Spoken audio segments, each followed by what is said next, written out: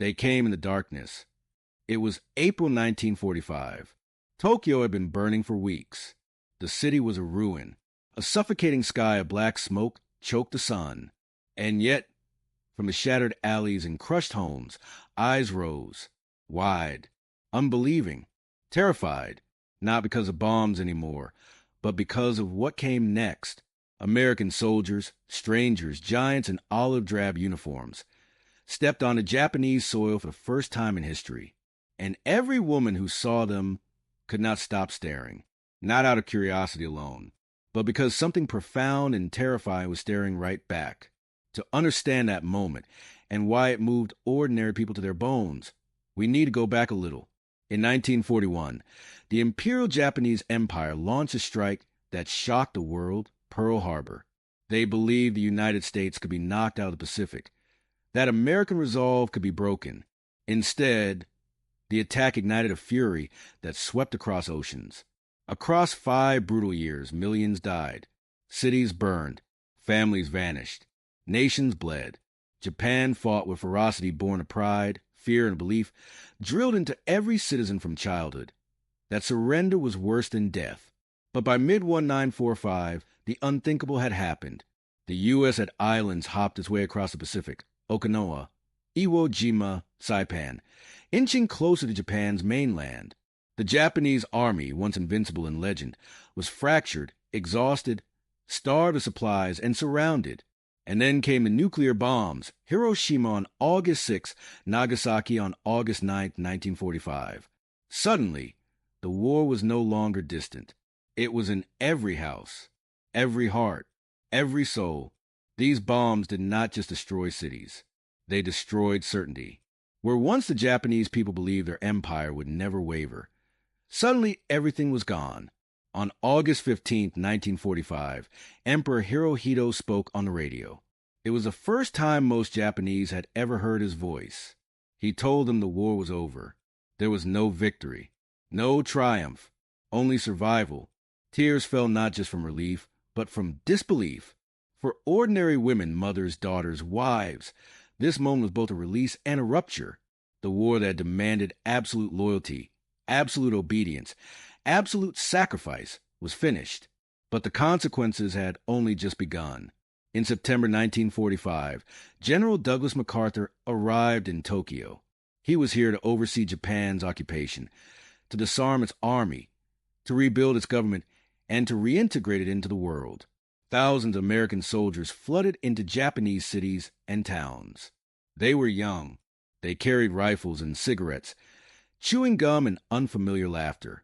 To the Japanese, especially to women who had lived through years of scarcity, this was bewildering. They had endured air raids without shelter. They had gone hungry while the government ranted about honor. They had watched fathers and brothers march to death, convinced that defeat was impossible. And now, in the rubble of their cities, stood these soldiers, laughing, alive, human. Imagine Tokyo in late 1945. Weathered faces, clothes worn thin, children wandering barefoot through streets of brick and ash. And then a patrol of American soldiers. Tall, strange languages, bright boots, bright smiles, bright everything.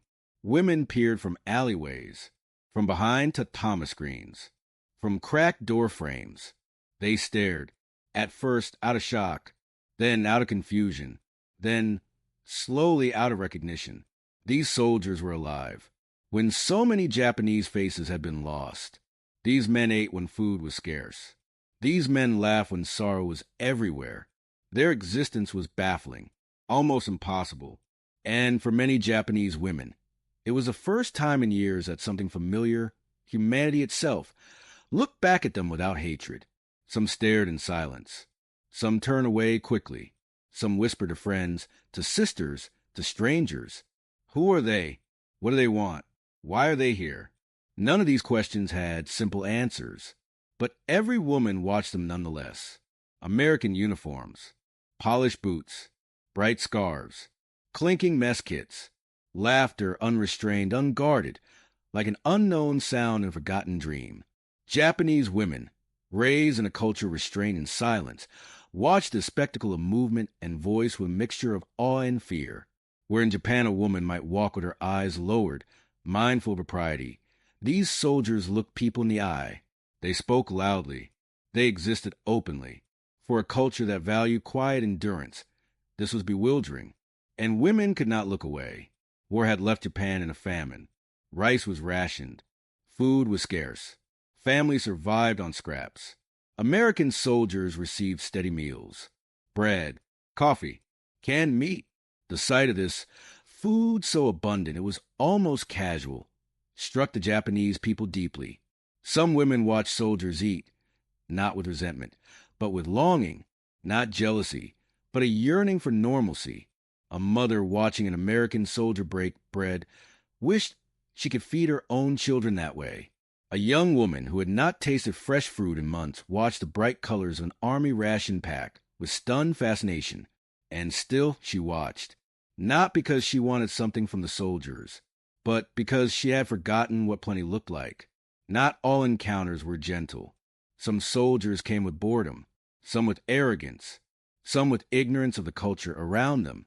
There were language barriers, misunderstood gestures, moments of fear. Japanese women, still steeped in a society that had glorified self-sacrifice and mistrust of foreigners, sometimes kept their distance. Other times, quietly, they followed at a distance, watching American soldiers interact with each other, curious about this new world of behavior that felt both terrifying and captivating. And yet, beneath every glance was something deeper, a search for humanity. In devastated neighborhoods, some American soldiers did something extraordinary. They helped. They carried debris. They brought medical supplies. They talked haltingly with translators and locals. One soldier offered a handful of candy to a little girl who hadn't tasted sweetness in months.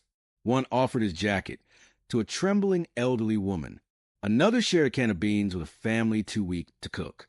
Small acts, but to these women, in a world that had known only deprivation, they were seismic. For the first time in a long time, someone gave without asking for anything in return, and the people watched. Still, quietly, curiously, cautiously, but with open hearts. It is important and honest to say this. Some Japanese women felt attracted to American soldiers, not because war was romantic, but because these men were living proof that life continued. Life with laughter, life with light, life with possibility. In a society where so many men had died or returned hollow and broken, these soldiers were animate. They talked, they joked, they offered cigarettes. They smiled at the children.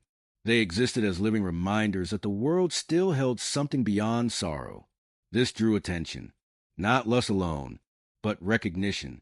Recognition of life, of survival, of hope. Women watched them not because they desired war, but because they desired what these men represented. A world after destruction. A future that didn't only belong to grief. But not all attention was welcomed, either by society or by the women themselves. In a culture shaped by shame, honor, and tradition, gazing openly at foreign men was fraught. Some women frowned upon such attention. Some families chastised daughters for lingering glances. Some older generations whispered about disgrace. In a single moment, a woman could feel drawn, embarrassed, bewildered, and ashamed all at once. This duality, human yet conflicted, was a testament to the emotional chaos the occupation brought. Women were not passive observers. They were participants in cultural collision, and every look carried layers of meaning. Let us step into the lives of two women. Ayako, a mother in Tokyo. Ayako had lost her husband in the war. Her 2 children survived, but barely. Every day was a negotiation with hunger.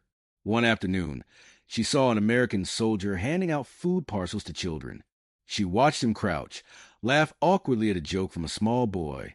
She watched his eyes, steady and kind. For the first time in months, she felt something warm rise in her chest. Not joy, not happiness, but relief, a moment of life. She watched him long after he left, not because she desired him, but because she desired the hope his presence gave her children. Miyuki, a young woman in Yokohama.